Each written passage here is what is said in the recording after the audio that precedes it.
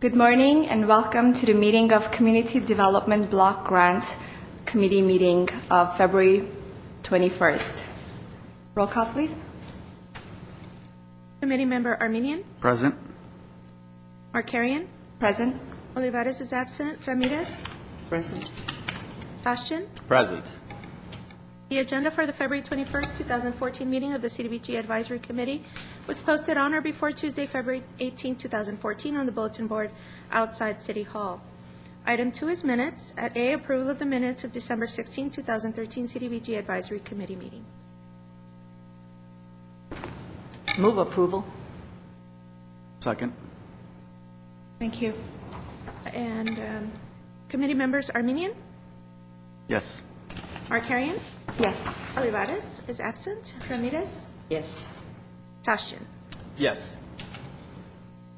Item 3 is oral communications. I do not have any cards. Item 4, business agenda. At A, reports for information only.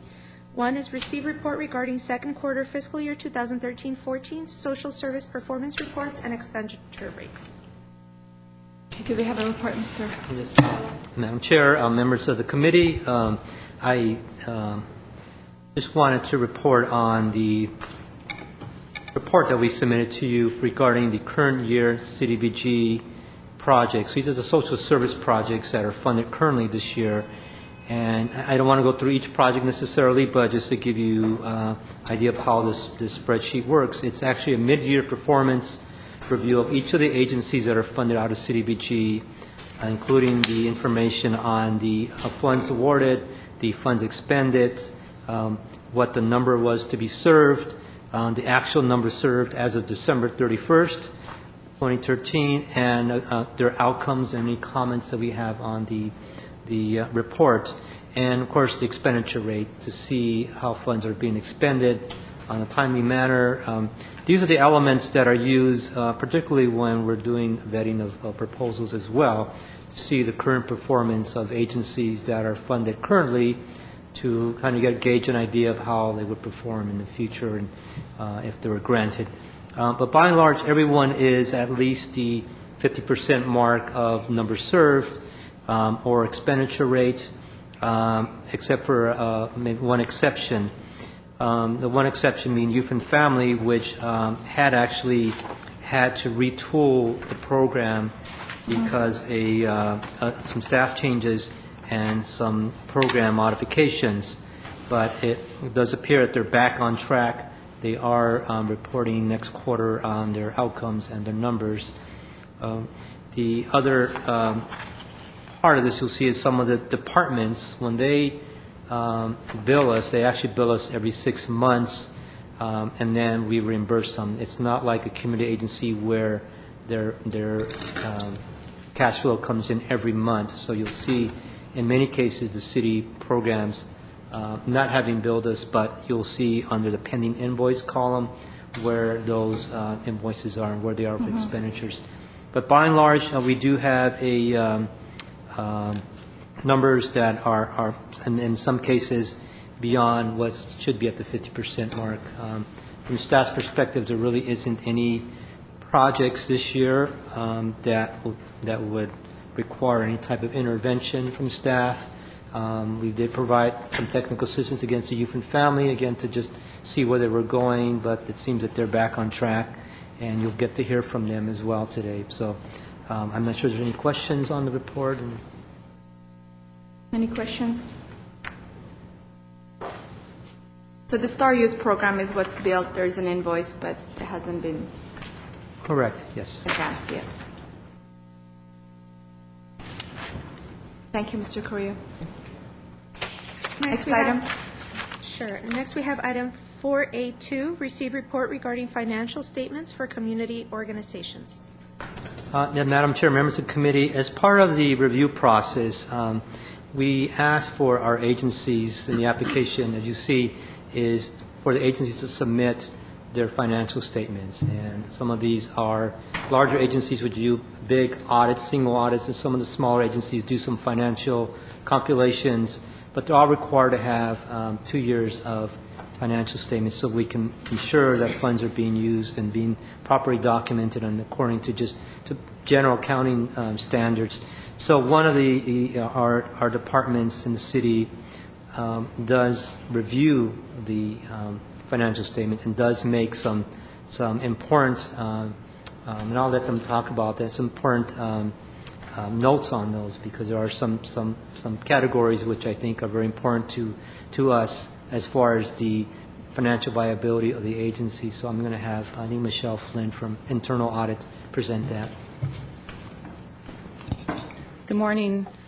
Thank you, Moises. Vice Chair Markarian, members of the committee, my name is Michelle Flynn. I'm the City Auditor for the City of Glendale. Part of my duties here at the City is to oversee the internal audit function, which consists of 4 internal auditors and myself. And we do an annual work plan every year, and part of that work plan for the last 3 years has been to provide assistance to the Community Services and Parks Department in performing the financial statement ratio analysis for applicants that are applying for CDBG funding. So I'd like to acknowledge my staff who worked on the project. Naira Akopian was the lead, as well as Eileen Donahue assisted her. And they worked closely with Mr. Carrillo to review the financials and perform the ratio analysis that you have in each of your packets for the 13 agencies that were applying for funding. We computed 6 ratios based on the financial statements that were provided. These are the same ratios we've used over the last 3 years.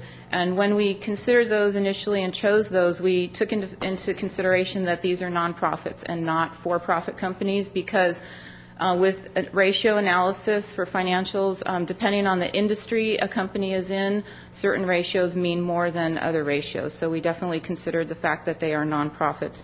Some of these are specific to nonprofits, others are more general that apply to all companies across different industries.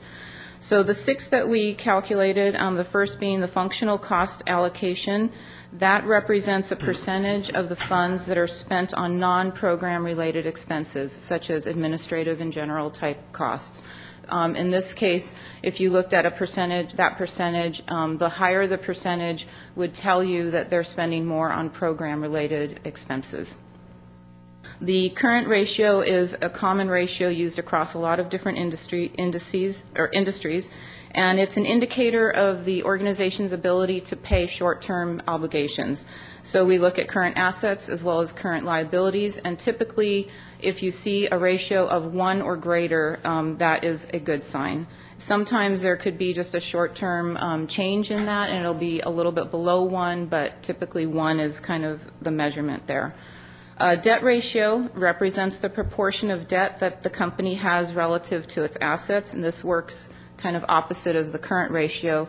You would want to see something less than 1. Anything greater would tell you that the debt is higher than its assets.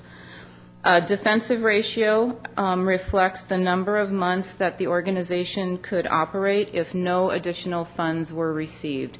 So basically, if funding stopped today, how many more months going out would they be able to operate? That would mean they can cover their payroll and other expenses that they have going. Reliance on source income ratio will identify the potential risk if the largest source of contributed income were eliminated. And then the last one is fundraising efficiency, and that represents the average dollar amount of that the contributions that they raise get spent on fundraising. So with ratio analysis, I need to point out to you that one ratio by itself doesn't really give you a good, fair evaluation, that you need to look at all together to do some sort of a good analysis. And also, internal audit did not recalculate any of the numbers from the financials. The financial statements were provided by the agencies. 12 out of 13 were audited financial statements submitted or performed by an independent CPA that the organizations engaged, and 1 was a compilation. So we took the numbers represented in those financials and performed our calculations. And I hope that the information provides some sort of measurement, or at least a tool to help you evaluate your funding decisions. And my staff and I are here all day today. If we're not in this room, we are nearby and are available for any questions that you might have.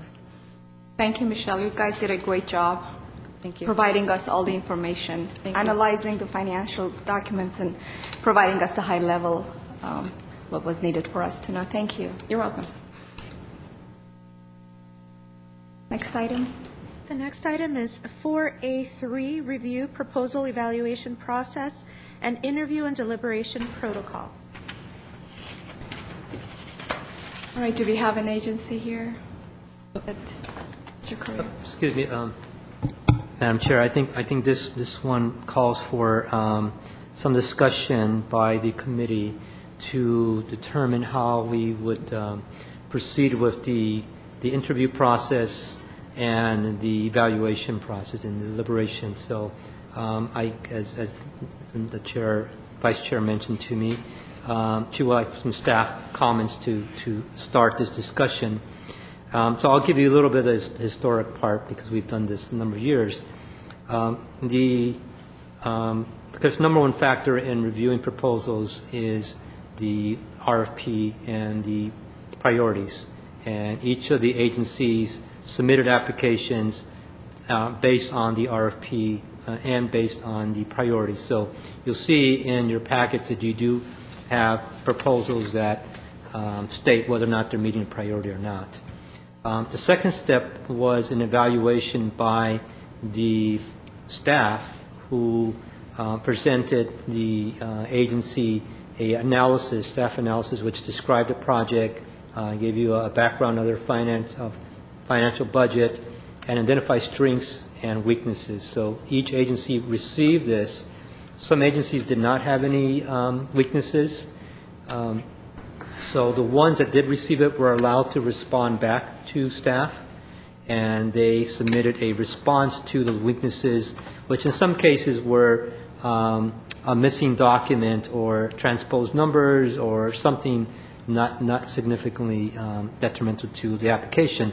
So there are responses back in this proposal. So that's one way, again, of the evaluation process.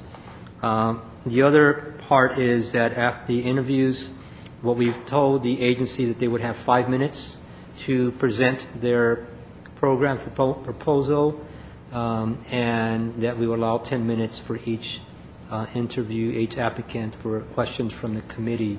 And that's been the standard for a number of years, but obviously that's subject to the committee's discussion as well.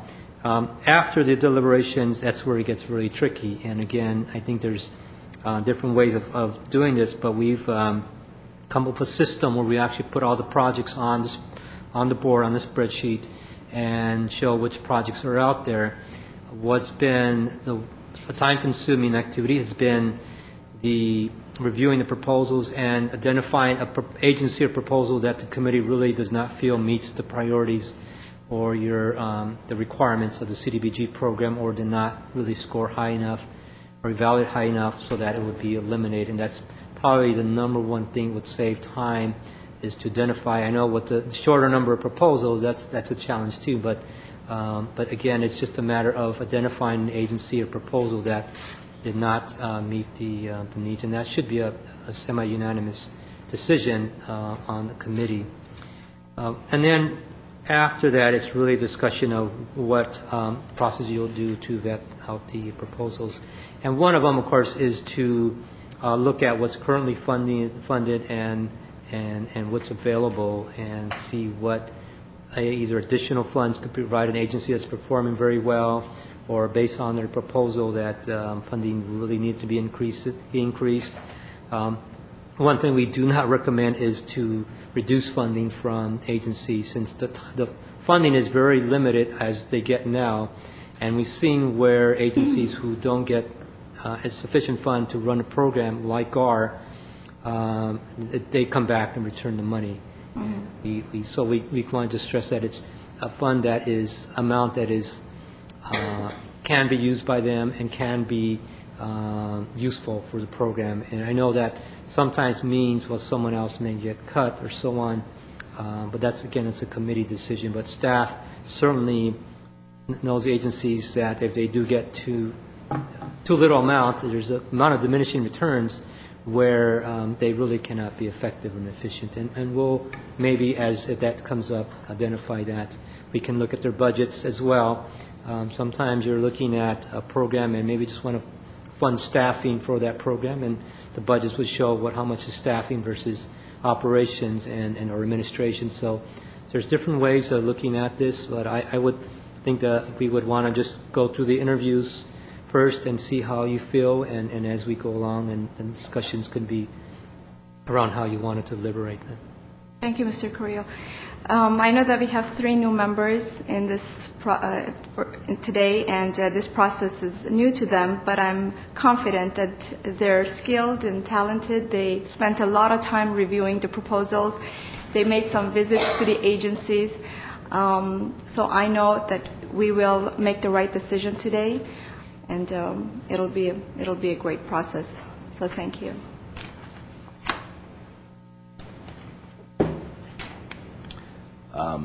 Madam Chair, if I may add, included in your packet is an evaluation form.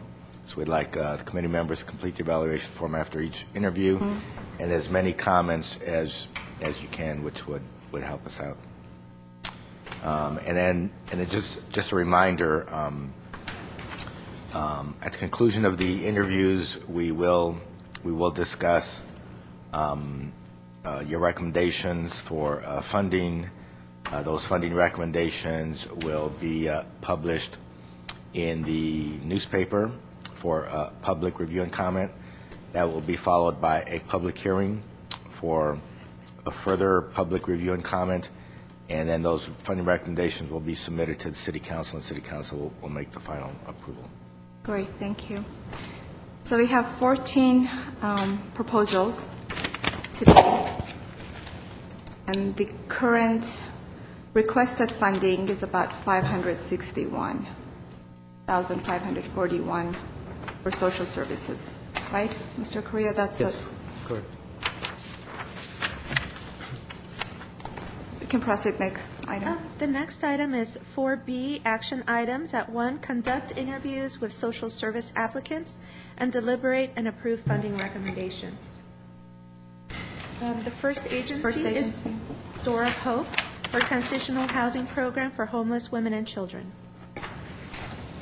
Please, welcome.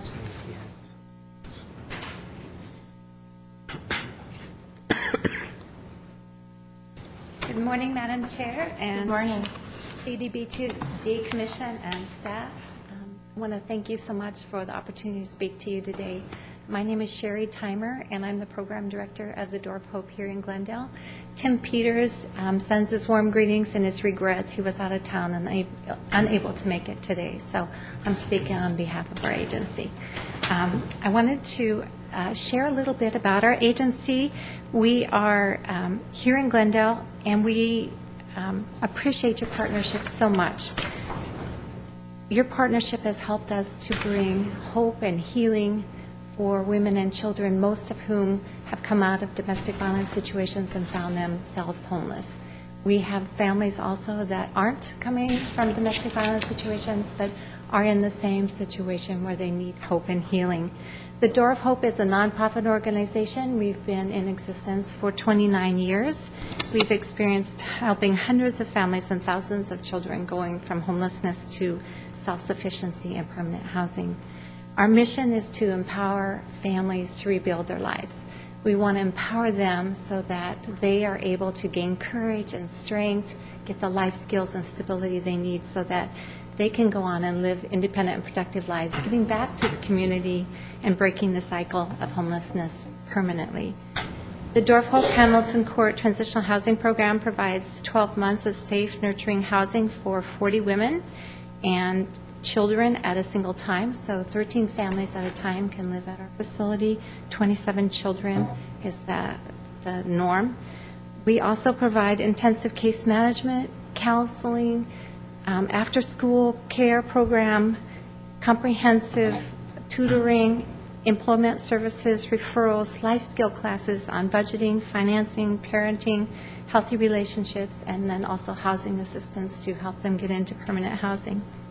In 2013, the City of Glendale did a homeless count.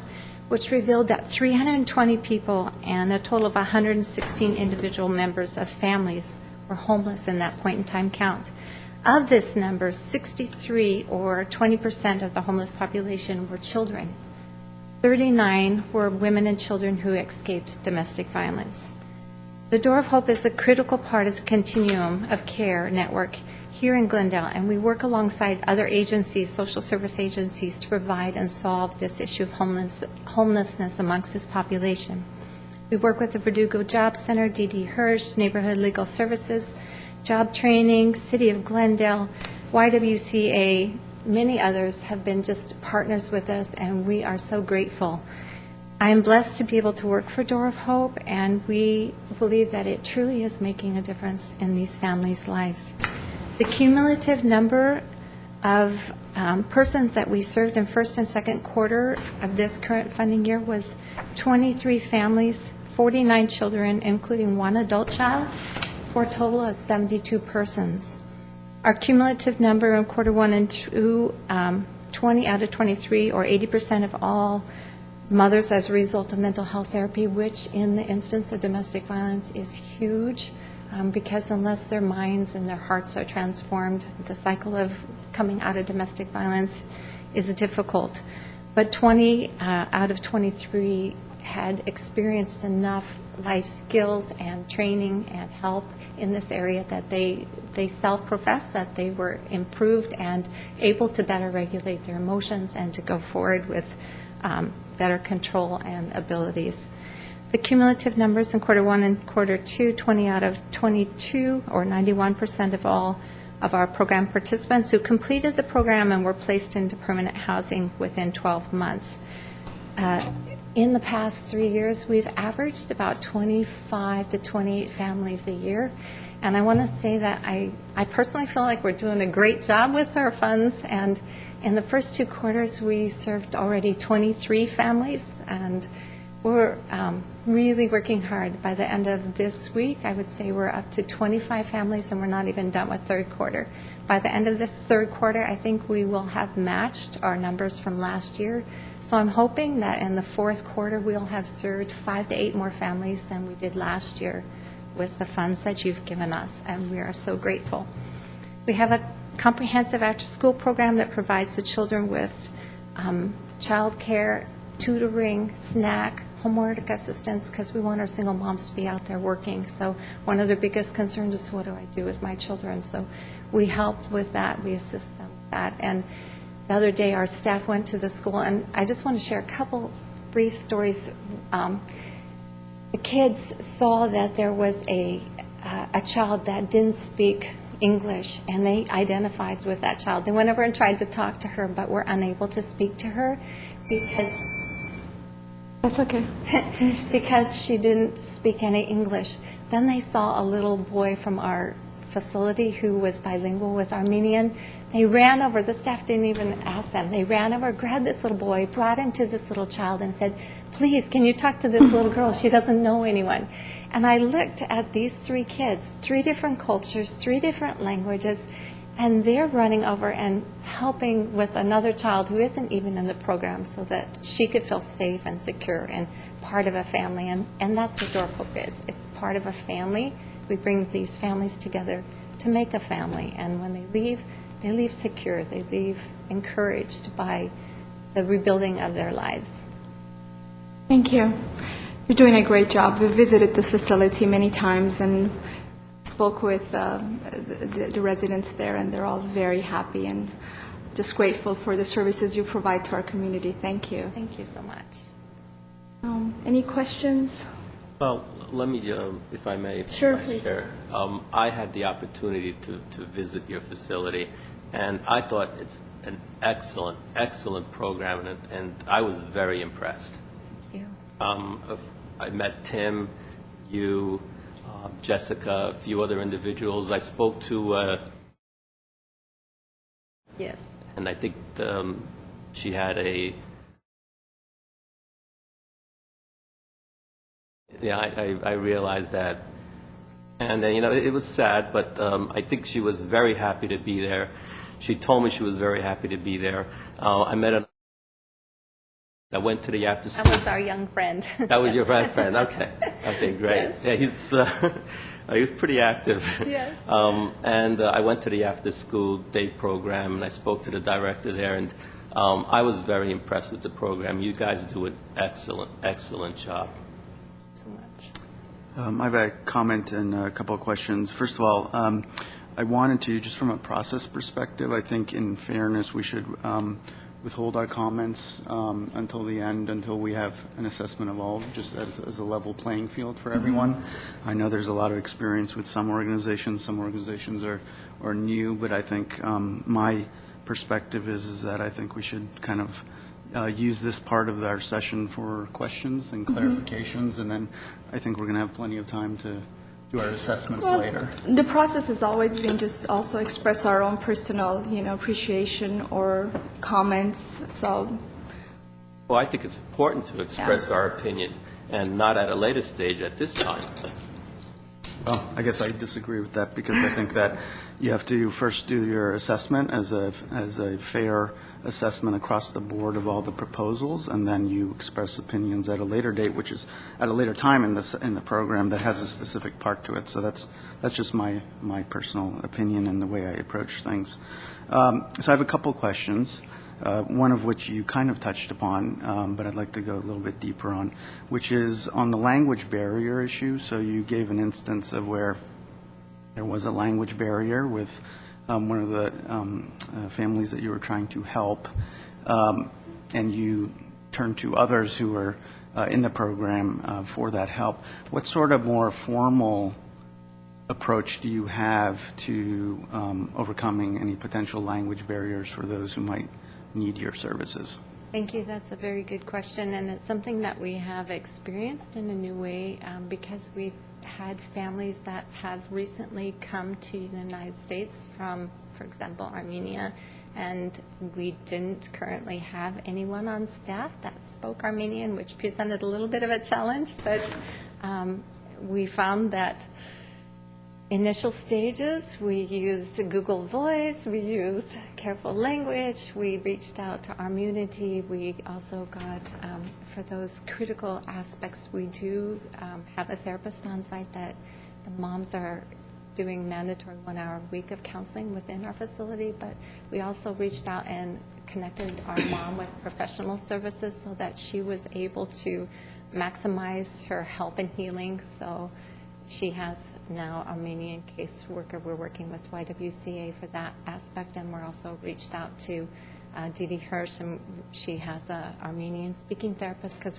our goal is, how do we help you rebuild your life? And if we're less than excellent and we feel like we could give more by having somebody partner with us, we're reaching out to other agencies and having that partnership. So we're not afraid to do that, and we have found this mom, she's also taking, it's very important, she's taking language learning classes, because that is her barrier to get employment, to get stability. She's also in ESL classes currently to improve her language. We had the blessing of having more than one Armenian mothers in our program at the same time, so one of the other mothers was also a real blessing in kind of helping articulate for her when there were things that were unclear that were being spoken in-house or relationally. So there's a collaboration with other Lots of entities. collaboration, yes. Great. And what about other ethnicities? Do you encounter the same issues? Not so other much. ethnicities? Most of them have enough grasp of English language. We have Spanish-speaking persons on staff. We've had Filipino, Japanese, American, Indian, Belize, Caucasian. We have quite a mix, actually, but most specific difficult language barrier has been Spanish, which, because we have Spanish speakers on staff, and then Armenian, which, it'd be great to have one on staff. We're watching out for that, but haven't gotten that yet on our staff, but we're partnering with others in order to do. Right, thank you. So, my second question is, are 100% of the funds that get allocated from CDBG in the past, are they all used to service needs in Glendale? Yes, sir. Thank you. Thank you. Thank you. Any other? Yeah, but I just had a question on your goals.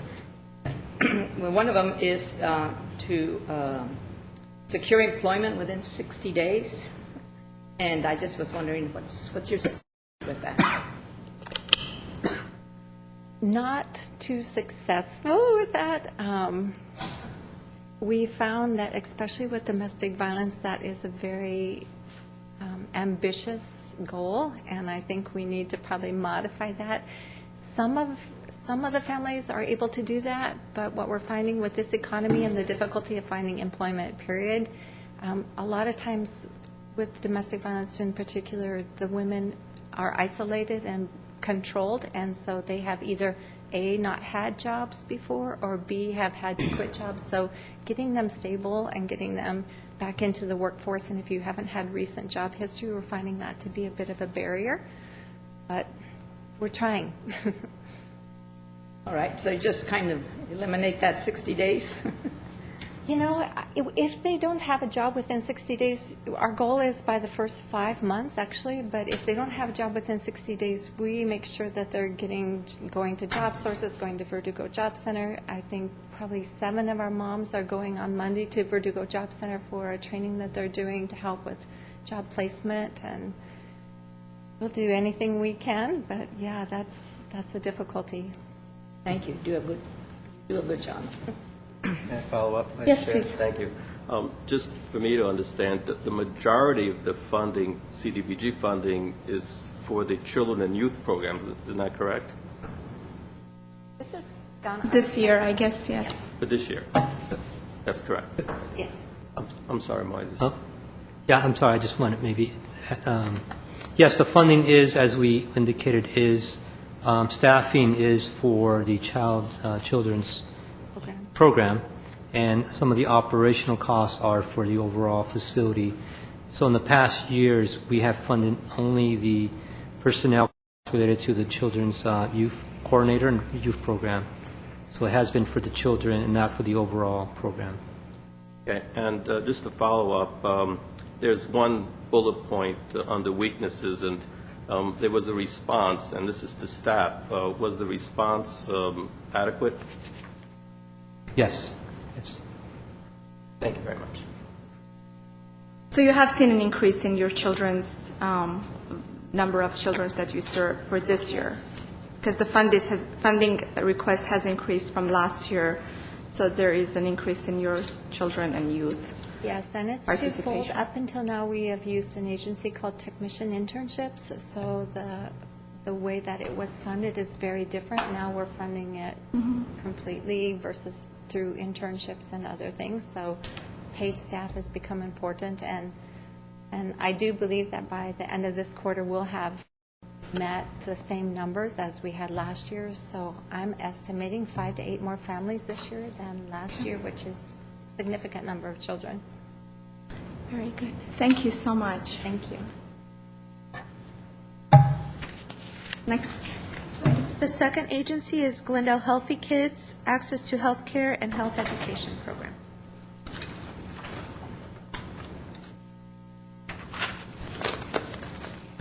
Can I ask Good a morning. process question? Yes. Before we go to the next one. We have this rating sheet Yes. that we have to fill out. Would it make sense for us to take a few minutes to fill it out while it's I fresh think in so, our head? yes, 'Cause if please. we I get think through all that's, 14, we forgot may to not- mention we that. may We not usually remember. do that. Well, we're doing it as the interview ends, isn't that I correct? wasn't. We're doing the evaluation. I'm sorry, go ahead, Moises. Yes. Yeah, you could do it as the interview goes, but I'm sure some people like to hear the full interview or the question. So it works both ways, but if you, after each interview, if you could take a few minutes, Vice Chair, to remind will everybody to do that. I complete forgot to the remind everyone. evaluation forms, and afterwards it'll be just a habit, but we do want to have those forms completed. Thank you.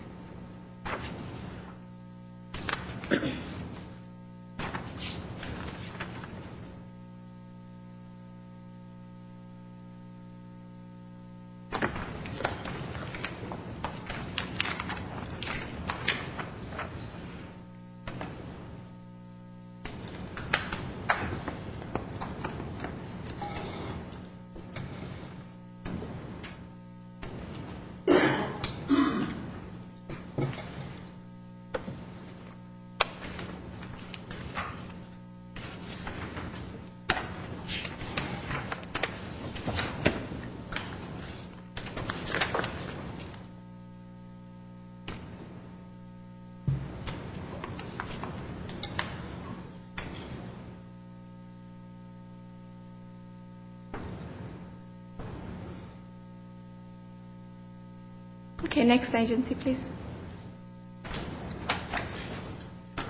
Good morning again. My name is Sharon Townsend. I'm the CEO of Glendale Healthy Kids, and I have with me one of our board members and the Assistant Superintendent of Schools, Dr. Kelly King, who will have a few words to say at the end. Glendale Healthy Kids is requesting $30,000 to promote the preventative health through our healthcare access and education programs using our network of volunteer healthcare providers.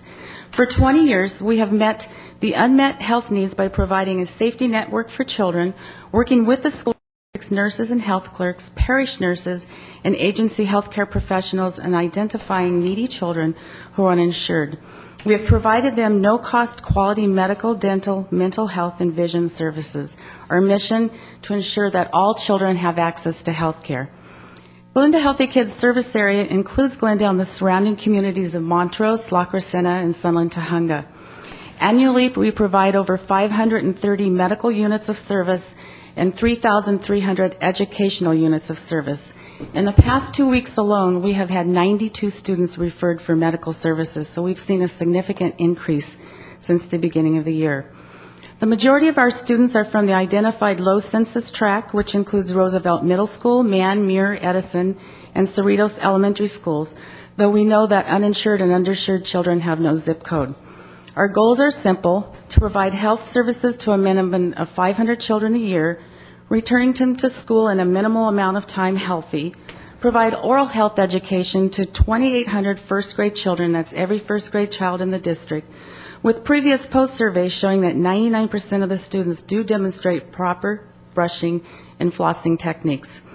We will ensure that all 20 trainings of asthma nutrition are provided in language appropriate to the audience, and provide 200 children with basic oral health screenings, cleanings, and sealants through our Give Kids a Smile Day. Participants are identified by school nurses, health aides, parish nurses, and agency health professionals. In addition, we service clients at the YMCA, the YWCA, the Door of Hope, Essentia, Head Start, and the Salvation Army. Community organizations such as Kiwanis, Rotary, the Lions Club, Las Candelas, Oakmont League, and the Seroptimus have and continue to provide financial support for us, and we continually seek input and collaboration from community agencies, churches, civic groups, and individuals with different links and additional links to services and resources. A comprehensive process and outcomes evaluation will provide qualitative and quantitative data, including client demographics, participation, attendance, and key accomplishments. Data collection strategies will include, but are not limited to, intake assessments and surveys. This is intended to assist with program adjustments and maximize the quality of services offered to the students in the community. In Glendale service area alone, 26.4% of children have some form of Medi-Cal, and approximately 9.7 school-age children are still uninsured. In the Glendale School District, 26,326 students are enrolled in school. Of those, 48.09% are on a free or reduced meal programs. That's 12,659 students. At Cerritos, 77% are enrolled in this program, 76% at Columbus, 68% at Edison, 83% at Marshall, over 90% of the students at Mann, and 87% of students at Roosevelt. Those are schools that you and I probably drive by every day. We have 10,000 children living in poverty in this city. Our programs include school site and agency access to health care, dental education, Give Kids a Smile, orthodontic evaluation, asthma education, and nutrition education, in addition to a family health fair. Glendale Healthy Kids will continue to ensure that children have access to health care and ensure that children will be educated in all areas of preventative health, especially nutrition, addressing our epidemic obesity issues. We will continue to help bring about change and good health for our own community. We are proud of the contributions we have made in this community since 1994. More than 12,000 children have received health care, and their quality of life and their ability to learn has been greatly enhanced. More than $3 million of service has been received. Our board of directors is fully engaged in our activities and fundraising and is passionate about those. In fact, a new board member recently provided funds to the school district to place a full-time psychologist specializing in suicide at CV. On behalf of our Board of Directors and emeritus past presidents, I'm asking the Commission to partner with Glendale Healthy Kids as we help return our children to good health. Dr. King? I would just like to thank you for the consideration of this proposal. On behalf of the school district, we try very hard to meet the academic needs of our students. However, we know we can't do that without their mental and physical well-being and health. As a former principal at Columbus and Edison Elementary School, I know very well the needs of our students and the need for these funds. We just had a student this morning at Muir Elementary School hit by a car. Thankfully, she is okay. However, it looks like her foot might be broken. All the cell phones are turned off, disconnected. We know that this student very likely is going to be the next referral to our Glendale Healthy Kids program. So please consider this, on the behalf of the 26,000 students in the Glendale Unified School District, but more importantly on behalf of the 13,000 students who are living to some degree of poverty, and especially those students who are uninsured. Thank you. Thank you, Sharon. Thank you. Any questions, comments? I have a quick question. When was the last time you requested CDBG funding? We requested some last year, but we weren't funded before that. I think it had been 6 years And is there a reason for that? that we had not been funded, No, well, you said you had requested it last year. but we did not receive the funds. And previous to last year? Then we were off for 5 years. So there was no request for approximately 5 years? That's for correct. CDBG funding. I don't recall a proposal last year. Was there a proposal? Okay. Is there in the packet it says NA? So let me comment on that. It was a different proposal. It wasn't, when we put that as if it's the same project program, it was something completely different last time. Our last year's proposal was for mental health services. This one, I believe, is for a case manager Yes. position. So, yes, I can look that up if you want to see what the request was last year. Committee member Armenian, do you have? No, committee member Tashjian already asked my question. The one question I had, but a different question I have is, there was under weaknesses, staff was identifying a little bit of a difficulty to measure success on the program. Is there anything additional that you want to comment beyond what you responded in writing? No, I think, health is a different issue than when you get a school grade. When a child returns to school healthy, for us, that's a great success, and I know it is for the school. When a child can smile because they've had their teeth worked on and they now are proud to smile, that leads to a lot of different instances such as bullying.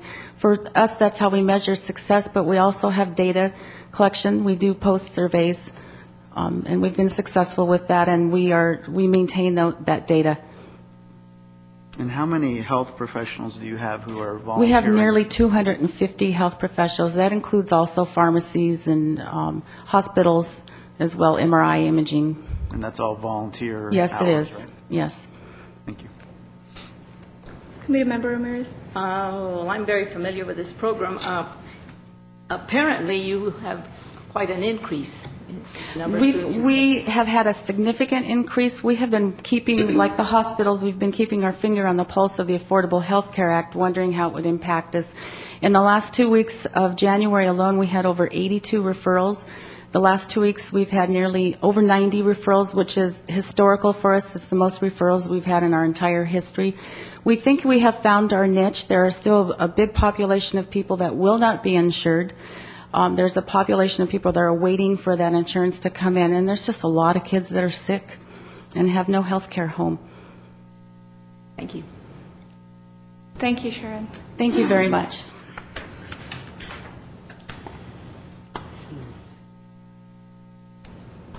Okay, we'll take a moment to fill out the form.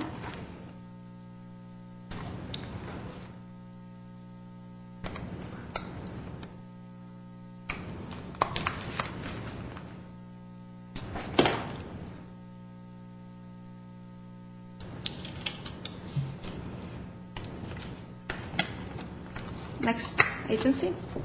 The next agency is the Salvation Army for the Zone After School program.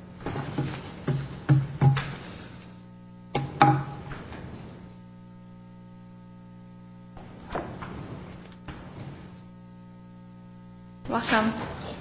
Morning. Morning. Morning. Well, it's my pleasure to greet the members of the committee, Glendale City staff, members of the public. My name is Lieutenant Joshua Sneed. I represent the Salvation Army operating locally here in Glendale. We're applying for funding approximately $24,000 to help support the Zone After School program, specifically the Zone Academy. This is the component of the program that addresses educational needs in our target population. We primarily serve low-income Glendale residents, primarily English learners, including many who lack adult supervision in the afternoon. Our program priorities are reading comprehension and oral communication skills. We have tangible, measurable outcomes in those priorities, but additionally we're structured to model and teach good character, social engagement, and through a developing partnership with Glendale Healthy Kids, we aim to teach lifelong healthy eating habits, which we feel is a tragically underserved priority in our target population. What we want to do moving forward is dramatically reshape the future of this important service through some strategic, sustainable expansion. We would like to triple our enrollment and impact, helping to fulfill our goal of becoming a primary hub of youth services in South Glendale. I think that our best shining priorities, what we're most proud of, I have to say is difficult to talk about, but child safety is an important priority for us. All of our services are conducted through this lens of child safety. We know that organizations that serve young people would become targets for people who perhaps lack appropriate boundaries. We understand that we are an attractive agency for volunteers who have different priorities than we do. And to that end, the Salvation Army over the last decade and a half has invested heavily in child safety rules and protocols. Things like never have an adult alone with a child. Things like this. I know that these are unspoken issues. I know it's awkward to talk about. I know it may be inappropriate to bring up. But it's important to us to mention child safety. How we treat young people in our verbal communications, in our boundaries, in our structure is a very important issue in the minds of parents.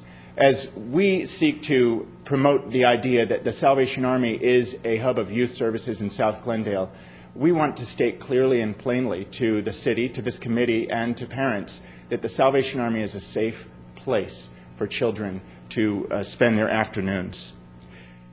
Part of our strategy is parent involvement. We're structured to encourage and promote parent involvement in our after-school program, and parents do indeed get involved. They must pass a background check. They must undergo some serious volunteer training, again, with child safety protocols in mind. But it works. In addition to parents, we have our own board members who choose to volunteer, spending afternoons teaching good manners, good financial management ideas, helping with science and math and homework, helping to improve children's education. Finally, we have a structured accountability in place. We set ambitious goals and we hold ourselves to them. I believe this committee is interested in knowing what we are looking forward to, what our goals are in the future. But ultimately, right now, this committee can help promote security for accomplishing the goals we've already set. It's that we rely on, and it's that we hope you see in this presentation. I'm prepared to answer any questions you might have. Thank you. Committee members, may I? I have a couple questions. Thank you for your presentation. What other community organizations do you collaborate with? You mentioned one name, but are there others? Yes, we also partner with Essentia, and without the list in front of me, some other important organizations are going unmentioned. I apologize to them. Collaboration is a very important priority to us. To my own leadership, collaboration is important. It's vital. I don't see any way that we could succeed attempting to be an island unto ourselves. When opportunities present themselves, we jump at them. So let me ask the question in a different way that you might be able to answer, which is how do you source, how do you attract, how do you get the word out to potential participants in your program? We have, to participants. Yeah. We conduct outreach to local schools and a lot of word of mouth. I don't know that I have the statistical backing on this one, but I know from my own involvement in the program that the kids who are happy in our program tell other kids who come. This is, I leave my blinds open in my office, and my office is right there on the edge of the street. I watch children walk past, eating a bag of flaming hot Fritos or Cheetos or whatever they are. I watch this happen. I watch them totally miss this opportunity. It's that we have latched onto. It's that we're hoping to address. We're looking for ways, for instance, in April, we're conducting neighborhood outreach with a big Saturday event just to help promote what we have to offer. I think that we're in a new era of outreach. I think that there are a lot of kids who just don't know what we have to offer, and it's a priority for us to address that need. I don't think I've answered your question to your satisfaction, but I'm trying to. Really, our greatest outreach strategy is our heart for these kids. Second question I have is, so how do you deal with language barriers in terms of attracting kids to the program? We're, again, fortunate to have volunteers who have multiple language backgrounds. One is a dentist who speaks Farsi, Armenian, English, and something else. He's a science tutor, and he comes and volunteers his time. It's there that we can help meet those needs. Thank you. Chair, may I? Please. Thank you very much. I also had a chance to visit your facility and speak to Rick, who I believe is here today. I may note that the staff didn't indicate any weaknesses with the program, so that's a really good sign. And I know also that most of your children come from Roosevelt Middle School.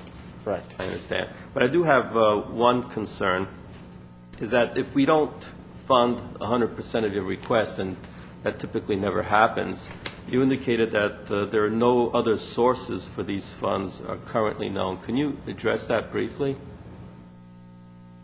Currently known. I believe that there is an interest in the local community, in the business community, to help promote positive childhood development. I believe that it's out there, but were this funding not granted, we would spend our time chasing those leads down, seeking to identify alternate sources of funding, when right now our greatest priority must be increasing our outreach and stopping this trend of children walking past our building having no idea what we have to offer. I think it would limit our ability to grow according to our goals, which, again, is a bit ambitious, but we hope to triple our enrollment in this next year. Thank you. Thank you. Committee Member Ramirez. Welcome. On your program outcomes, you're aware that these schools that you serve are all Title I schools. That means they get federal funding for additional services in classroom, teachers, aides, and especially in language and math. And so when you're indicating that 50% will improve reading, well, that's almost identical to what the school district is required to do. So in terms of education, it appears to me that it's kind of duplicating the services in that area. The other stuff that you're doing, I think, is just great. But in terms of the education, I think it is a duplication of service. Just kind of letting you know how I think in this area. Absolutely. Though there is some overlap and duplication, we prefer to think of it as a supplement. Many of the kids that we serve, their parents have multiple jobs, If they weren't at the zone, they would be home alone. All of us who work with education know one of the keys to success is parent involvement, and we work with families and parents who have a heart to be involved, who have an interest to be involved, who want to see their kids succeed, but they just don't have the time. This past Christmas, when we were signing families up to help them out with gifts, I met a family, mom, dad, 2 kids, and between mom and dad, they had 5 part-time jobs, and they were still considered low income. They want their kids to do well, and yet they're not able to spend the time with them. So there is duplication in the school. Can't argue that fact. And yet these are still children that are falling through the cracks because they don't have the support network at home. And that's what we're trying to provide from the education standpoint. Well, I congratulate you for that. That definitely is the need. And my point is that that in terms of the education that you provide, and that's part of your program here for the children, that in fact the Title I programs are supplemental programs. It's over and above what the school district provides in these schools, and Roosevelt in particular. So, but thank you for all you do. It is a good program. Thank you. It's a great program, and I had the opportunity also to visit the facility many times, and you have very passionate volunteers, and great. The kids are having a good time, and thank you for the valuable service you provide. Thank you. Thank you. Thank you. Thank you, Ray.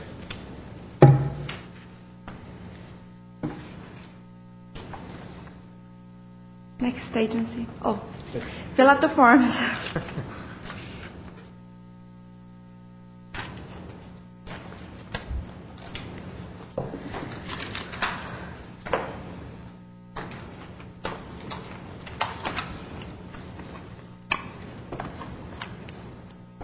All right.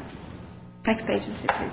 The 4th agency is Path Ventures for the Glendale Housing Now program.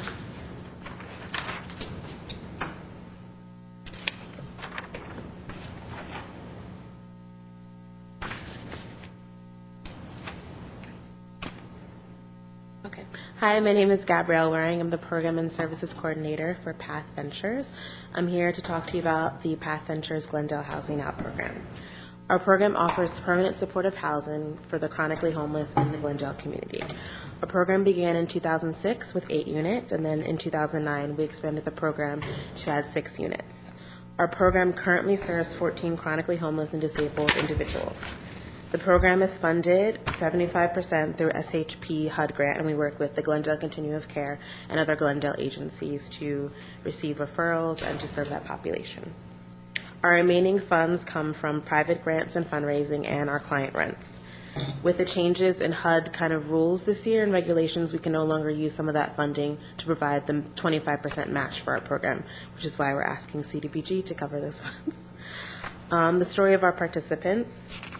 The Glendale Housing Now program began in 2006, and since that time has served 25 individual participants. 19 of those people that we serve came directly from the streets. 14 had been living there for longer than a year. And by the streets, I mean living on the streets, on the sidewalks, in our parks and communities, and living in their vehicles. All of our participants suffer from physical health and mental health disabilities. The first question we ask many of our participants when they come into their program is, what do you want? That might seem like a simple question for you or I, but for a lot of our participants, this is not something they have thought about in a long time. Their daily lives are consumed with, where do I eat, where do I sleep, and what services can I get? Our program not only gives people a home, but a place to start building their lives again. The services that we offer in our supportive housing program include individual case management that works with participants to tackle issues such as tenancy, being a good neighbor, working with landlords. We also focus on direct assistance, which includes furniture, groceries, and moving costs if tenants have to move. We also do life skills, which include employment, educational activities, mental health groups, budgeting, and social skills. The significant accomplishments of our program are that 81% of the people that we serve stay housed with us. 8 of our participants are involved in the community. That includes volunteering or taking classes in the community. and 10 of our participants are engaged in mental health services. But I think the best indicator of our success is if I tell you a story. I'm going to call this client Gloria, just for confidentiality reasons. Gloria entered our program in 2012. She entered with severe mental health symptoms, not trusting anyone, and extreme paranoia. These mental health symptoms not only affected her ability to survive, but also affected her housing. With our extensive work with our case management team and also working with Dee Dee Hirsch, the mental health provider in Glendale, we were able to not only get Gloria back on medication, to access services, and to become a productive member of the Glendale community. At this time, Gloria just went on her first job interview yesterday, and that's the work that we do. We help people rebuild their lives and be successful. Some of the challenges that we face in our program is working with our participants on tackling lease compliance issues, changing their habits from being homeless to staying in housing, accessing care, because a lot of our clients do have disabilities, limited income, and a lot of things that we're noticing is that our population is aging. The average age of our population is about 55 of the clients that we serve, and also with the reduction of funding and rising rents in the Glendale community. Glendale Housing Now is a priority for the community. The Glendale Action Plan identifies the issue of homelessness as a priority, and Glendale Housing Now program supports the city's priorities of focusing on affordable housing and offering housing to the chronically homeless. With the changing HUD regulations, receiving CDBG funds to offset the use of our other funding would allow us to ensure the services that we offer to these most vulnerable participants of our community. If Path Ventures receive these funds, we would ensure that we'd be able to provide these vital services and help our participants stay housed. Thank you. Any questions? Thank you. Committee members, any questions, comments? I have a quick question, Vice Chair. Thank you. Are there similar programs in Glendale serving the homelessness, specifically with supportive type of housing? There are programs such as Section 8 Plus, which serve homelessness, but our program differs in the fact that we do take the most vulnerable. Because of the way our program is structured, we have the ability to work with clients one-on-one and actually work with the clients who need the most assistance and have the most barriers to staying housed. And what about Essentia or Salvation Army homeless programs? Essentia has a similar program, but we receive referrals from Essentia and Salvation Army. So normally we're the kind of last stop for a lot of our participants. But is there a difference in the programs that you have between your program and Essentia or Salvation Army or some other program that I'm not familiar with? In the differences in the clients we serve similar clients, but our clients are normally the lowest in terms of skills and who need the most assistance. So Essentia has their own housing programs that they also refer out to us. So we normally get the clients who really have high barriers to staying housed. Like the client I told you the story about was actually working with Essentia for a couple of years and had not been housed by them because of the barriers.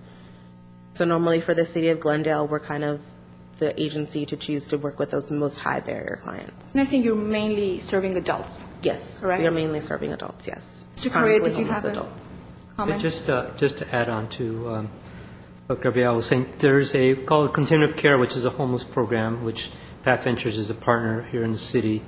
There are other programs that provide permanent supportive housing. Each one has a different niche, and each one has different challenges and barriers. You heard from Dora Hope, which works with victims of domestic violence. That's an area that their expertise in.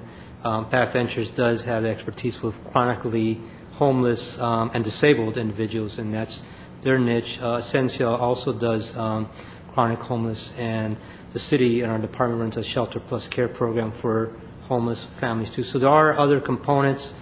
One, they all like to work together. There's not one necessarily more important than the other, but it is different niches. And again, Path Ventures has the niche for the chronically homeless and disabled individuals, and Essentia does a similar program as well called Next Step. Salvation Army has a program for families, for homeless families as well as a transitional housing. These programs are different than permanent supportive housing, but they all have their different area of expertise.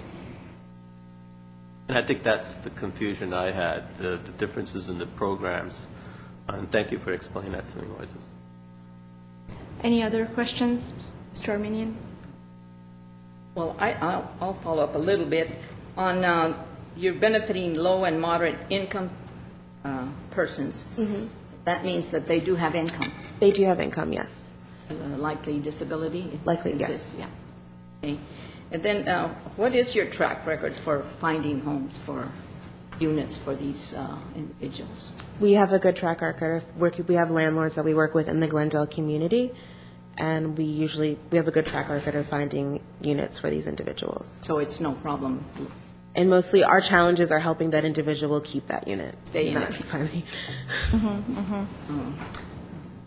Where are those units primarily in one part of town, or? No, they're all over. They're scattered in Glendale. I just wanted to go back to the weaknesses. I didn't find any minutes. It says they were included. We had a note that about the minutes, but there are no minutes. And then on the financial records, it indicates, the auditor indicates that there is another report, and that wasn't included. I didn't get anything about another report included in my response. See what it says here. It says, other reporting required by the government. And it's come up before. It says, in accordance with the government auditing standards, we have also issued our report dated October, same as this one, on our consideration of the organization's internal controls over financial reporting, on our test of its compliance. The purpose of that report is to describe the testing, not to provide an opinion. The report is an integral part of an audit performed in accordance with these standards, government standards. So in my opinion, that report is very important. And so I don't know if there is another report or if this serves as that report, but so it's misleading to me then. And I'm particularly interested because as I'm going through financials and I'm looking at Path Ventures, and all of a sudden I'm looking at the organization, and then you have investment incomes and all these partnerships that you participate in, and on one of them you become a general partner and then quickly switch and get rid of it, turn it over to somebody else. I just don't like the structure of the organization, and I think your auditor indicates that your tax position is 50-50. So that's a big concern for me. Okay. So I think that structure is more related to our affordable housing developments. Yeah. But that's where so many of your clients end up in, too. But to me, it's just a business operating under your 501c3, and then another one that your financial officer indicated that she was brought in to coordinate 5 501c3s, and that's under Path Ventures. So then I'm noticing that there's all these Path Vermont, Path Villas, Path, and so Path V. And to me, it's just, I just would like to see a 501c3 really operate as a 501c3, even though I know you have to bring in money in order to operate it. But that tax position that your financial officer indicated is 50-50, okay, and made a big point about that. I think that's something that I would weigh heavily, and then not having that other report, I think it's okay, something that I weigh.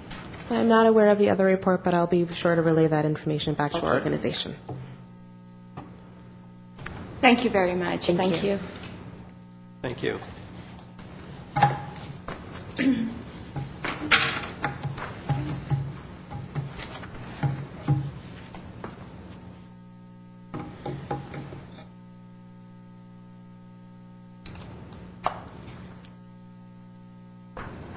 Okay, next agency, please. The fifth agency is Homelessness Glendale Untitled Chapter, after-school tutoring.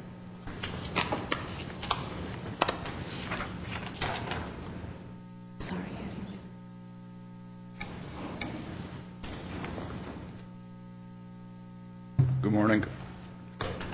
Morning. Good morning. My name is Armand Gorgorian, representing Homelessness Glendale Area Chapter. Our organization has been in the city of Glendale and serving the Glendale youth since 1978, over 35 years. In this period of time, we have served more than 15,000 youth, which we are proud to say that vast majority of them have become good leaders and volunteers of this city of ours. We have had the tutoring program for the past several years, and again this year we're applying for a funding for this year's tutoring program. Our program has been very successful. We have been able to demonstrate the need for this kind of programs in the city of Glendale for low to moderate income people, specifically for South Glendale residents. And we have always demonstrated that these kids coming and participating in our tutoring programs have progressed in their academic. So we are applying again this year with one issue that I want for you to know. Every year our proposal has been cut more and more, and thus we are not able to serve the kids as much as we like to. Last year, the budget was cut in 1/3, and instead of serving 170 kids for a period of 6 months, we only served 71 kids for a period of 4 months.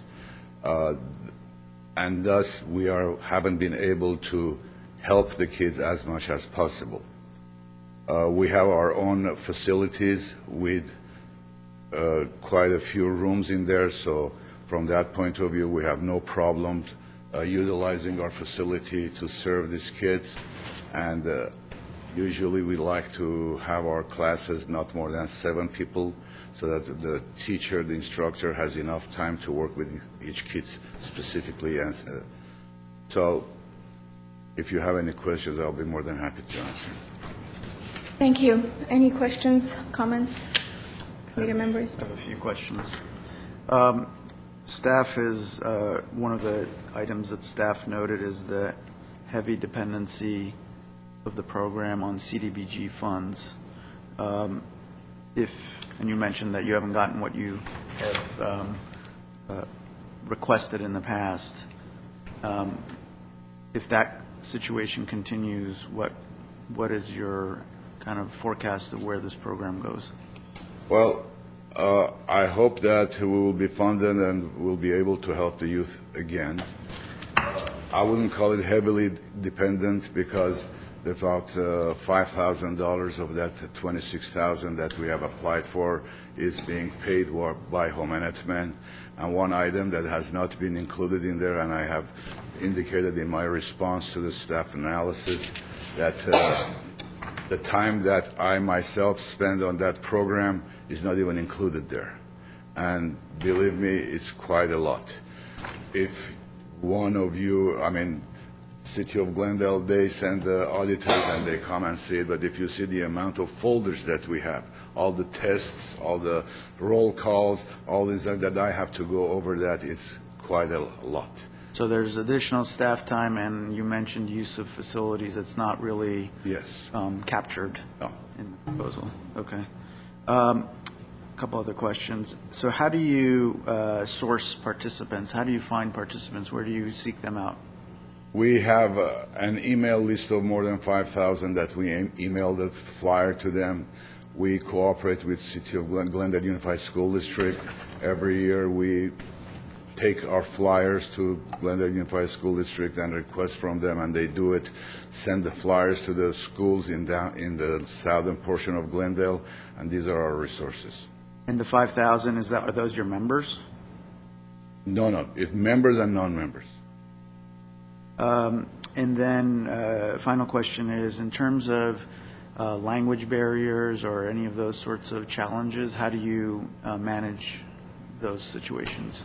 Well, majority of the children coming to our programs, they know English, not as well as is expected at schools, but they can speak and they can listen and understand the instructors, and our instructors are bilingual, and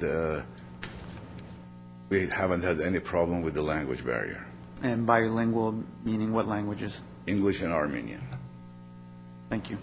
We do have some children of Indian descent, India, Asia. We have Hispanics, and we've never had any problem with the language. Thank you. Thank you. Tashin. Thank you, Vice Chair. You indicated that you served about 71 students this year. Okay. And I'm assuming the ethnic makeup or background is mixed. Is that correct? Yes, but not as much as we liked this year.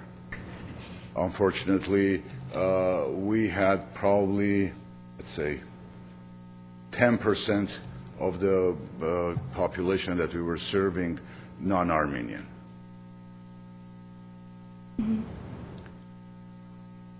Because you should understand that when we're talking about students in South Glendale, the population itself, the population of City of Glendale, specifically downtown South Glendale, is majority Armenian Americans. We have Hispanics also, which last year we had actually more Hispanics. This year we didn't have that many.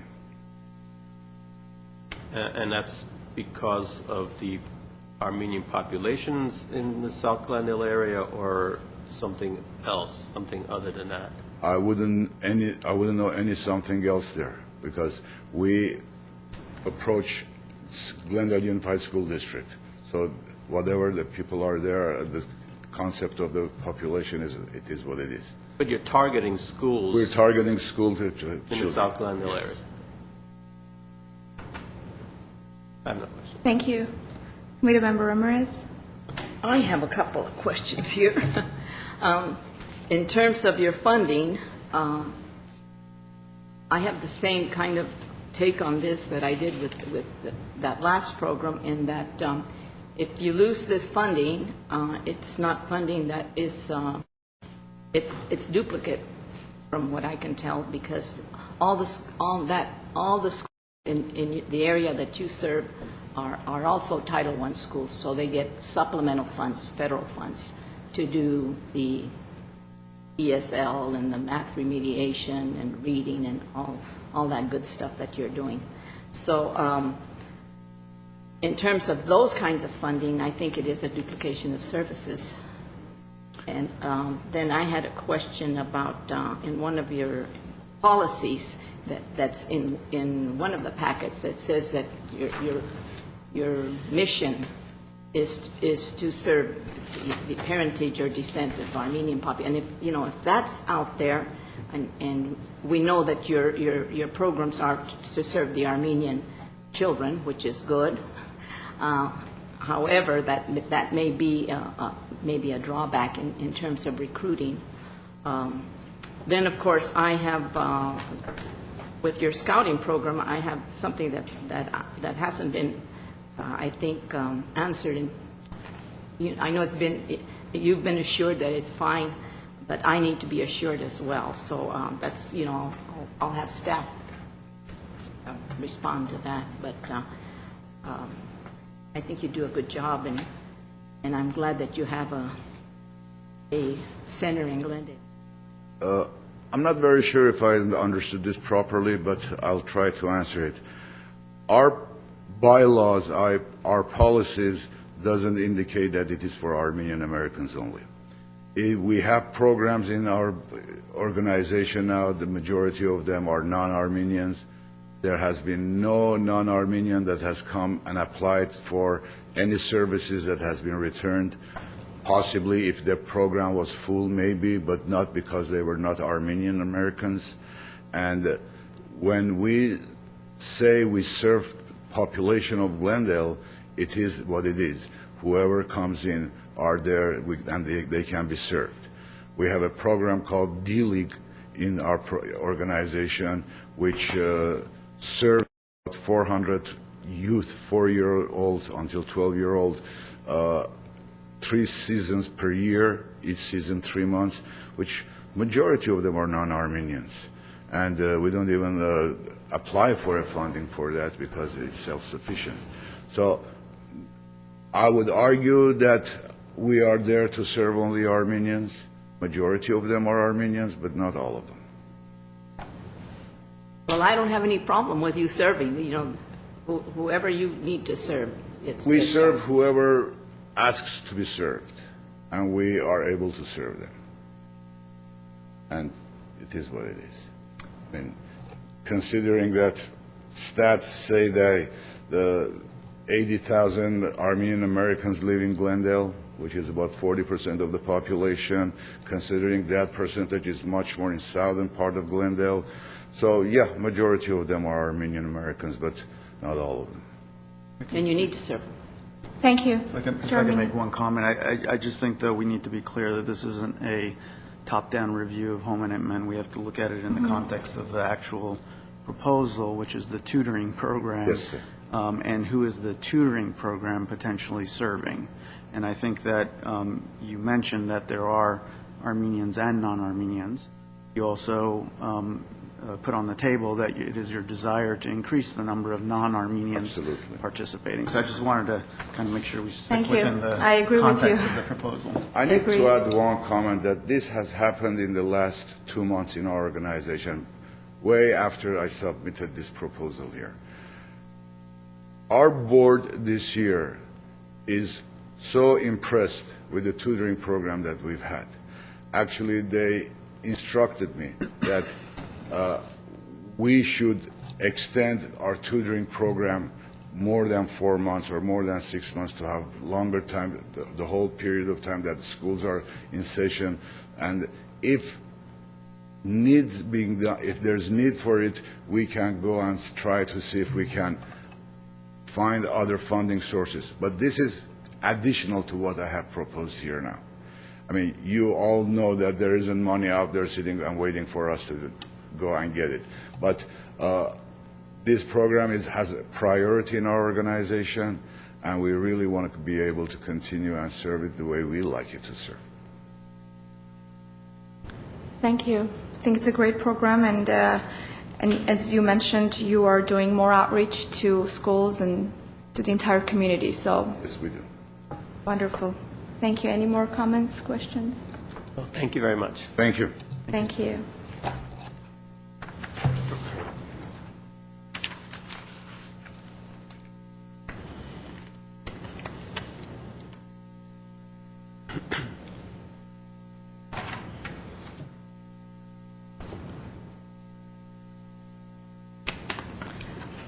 Do we have any more agencies, or should we take? Vice Chair, I do believe we're running a little ahead of schedule. I don't see the next agency here at this time. Can we maybe take the break now instead of later? Great. Okay, so we'll come back in. Mr. Coriel, 10 minutes? Perfect. 15 or 10 minutes? 10, 15. 15. Thank you. Thank you.